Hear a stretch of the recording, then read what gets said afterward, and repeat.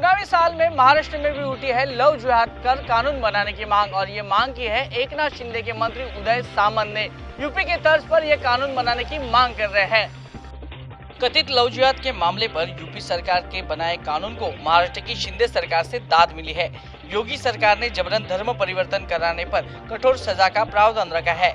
ऐसे मामले में उम्र कैद और 1 लाख रुपए तक का जुर्माने का प्रावधान किया गया है। शिंदे सरकार के उद्योग मंत्री उदय सामंत अब ऐसा कानून महाराष्ट्र में भी चाहते हैं। रूल्स एंड रेगुलेशंस बनाना ये गृह मंत्रालय की जिम्मेदारी है। वो अच्छी तरह से जानती है क्या करना है क्या नहीं करना है, और देवेंद्र जी के नेतृत्व में जो निर्णय लिया जाएगा उसका हम समर्थन करेंगे। बीजेपी के नेता और पूर्व केंद्रीय मंत्री राव साहब दानवे कह रहे हैं कि न सिर्फ राज्यों को बल्कि केंद्र सरकार को ऐसे कानून के लिए पहल करनी चाहिए। पहला राज्य है अभी कि उत्तर प्रदेश जिन्होंने लव जिहाद का कायदा पास किया है। कि हमारा केंद्र उत्तर प्रदेश में जो कानून पास हुआ उसकी स्टडी करके देश भर में लागू करना है क्या निर्णय लेंगे। महाराष्ट्र के नवी मुंबई में यशस्वी हत्याकांड के बाद लव जिहाद का मामला गर्म है।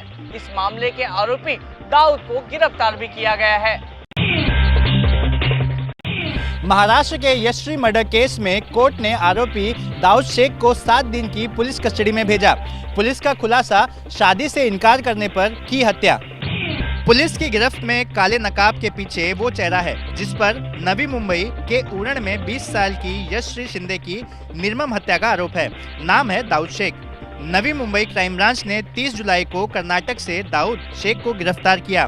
पेशी के बाद कोर्ट ने 7 दिन की पुलिस कस्टडी में भेज दिया, जहां पूछताछ के बाद हत्याकांड से जुड़े कई खुलासे हो सकते हैं। इधर शुरुआती जांच में पुलिस को पता चला है कि आरोपी दाऊद शेख और यशस्वी शिंदे दोनों साथ पढ़ते थे। आरोपी यशस्वी से शादी करना चाहता था, लेकिन यशस्वी को ये कबूल नहीं था, इसलिए वो 22 जुलाई को कर्नाटक से निकला था। 23 जुलाई को नवी मुंबई पहुंचा। 24 जुलाई को यशस्वी शिंदे पर मिलने का दबाव डाला, लेकिन बात नहीं बनी। फिर 25 जुलाई को वो यशस्वी शिंदे से मिला और इसी दिन उसने चाकू मारकर यशस्वी शिंदे की हत्या कर दी। पुलिस के मुताबिक दाऊद शेख बेंगलुरु से 2 चाकू खरीद कर लाया था। इन्हीं में से एक का इस्तेमाल हत्या के लिए किया गया।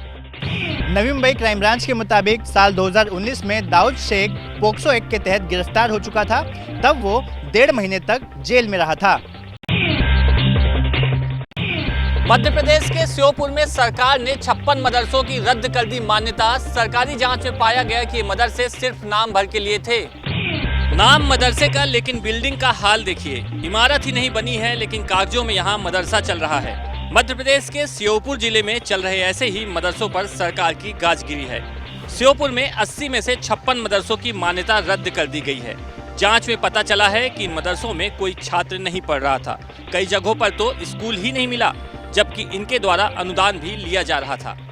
भौतिक सत्यापन में नीचे इस तरह कोई शाला संचालित नहीं मिली, इसलिए इसको बंद करने का कई कारण हैं ऐसे जिनके कारण जांच चालू हुई है। वित्तीय अनियमितता हुई है तो वसूली भी।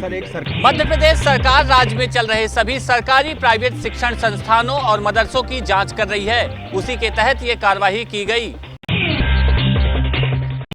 यूपी में अवैध मदरसों में तालीम हासिल करने वाले बच्चों का अब सरकारी प्राइमरी स्कूलों में एडमिशन होगा। यूपी सरकार के इस फैसले पर all India Muslim personal law board ने एतराज जताया है। यूपी सरकार के आदेश के बाद मदरसा चलाने वालों में खलबली मची हुई है। डीएम की निगरानी में यूपी के अल्पसंख्यक विभाग ने मदरसों का सर्वे शुरू कर दिया है। यूपी सरकार ने 8,449 गैर मान्यता प्राप्त मदरसों को नोटिस जारी किया है। सरकार का हुक्म है कि इन मदरसों में पढ़ने वाले बच्चों को सरकारी प्राइमरी स्कूलों में दाखिल कराया जाए।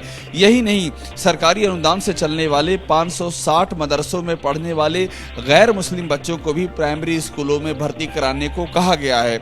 इन मदरसों में अगर कोई गैर मुस्लिम बच्चा अध्ययनरत है, उसका नामांकन हटा करके परिषदीय विद्यालय में करा दिया जाए। जितने भी गैर मान्यता प्राप्त मदरसे हैं, उन मदरसों के बच्चों का नामांकन परिषदीय विद्यालयों में करा दिया जाए। यूपी सरकार के इस फैसले का विरोध शुरू हो गया है।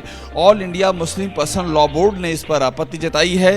बोर्ड के नुमाइंदों ने इस मुद्दे पर सीएम योगी आदित्यनाथ से भी मुलाकात की है और आदेश वापस लेने की मांग उठाई है। All India Muslim personal law board ने कहा है कि यूपी सरकार के इस फैसले से दारुल उलूम देवबंद और दारुल उलूम नदवातुल उलमा जैसे अंतर्राष्ट्रीय मदरसे भी प्रभावित हो रहे हैं। रेप के आरोपी की सजा 5 जूते, 15,000 जुर्माना और मामला रफा दफा। ये केस आगरा का है, जहां ये सजा एक मौलवी ने सुनाई है। गिनते जाइए, 1, 2, 3, 4। भीड़ के बीच मौजूद युवक के सिर पर दे दनादन जूते बरस रहे हैं। आरोप है कि मार खा रहा युवक जूते बरसा रही लड़की को भगा कर ले गया था। मामला आगरा की भोगीपुरा चौकी तक भी पहुंचा, लेकिन फिर बीच में आ गए ये मौलवी साहब। मौलवी ने पीड़ित लड़की को पुलिस कार्रवाई होने पर बदनामी का डर दिखाया, परिवार को शिकायत वापस लेने के लिए राजी किया। फिर आरोपी के साथ लड़की को वापस बुलाया, लेकिन जब लड़की ने नशीला पदार्थ खिलाकर दुष्कर्म का इल्जाम लगाया तो मौलवी ने पंचायत बुलाकर 5 जूते और 15,000 का जुर्माना लगाकर मामला रफा दफा कर दिया। हालांकि जूते मार सजा का वीडियो जब वायरल हुआ तो अब पुलिस हरकत में है। उसमें 15,000 रुपए लड़की पक्ष को दिलाए जाते हैं। पंचायत में एक फरमान जारी होता है जिसमें 5 जूते मारने की बात कही जाती है। यह जो है तथ्य जो है सत्य प्रतीत हुए और इसमें पुलिस तुरंत संज्ञान ले रही है और पुलिस ने 4 लोगों के खिलाफ मुकदमा पंजीकृत की कार्रवाई की। आगरा पुलिस ने इस मामले में अब तक 4 लोगों पर केस दर्ज किया है।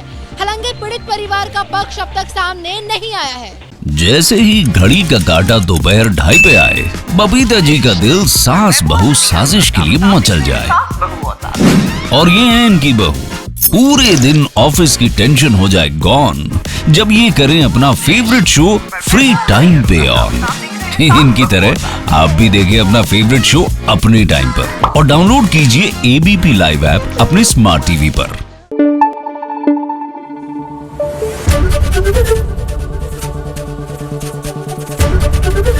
एबीपी न्यूज आपको रखे आगे।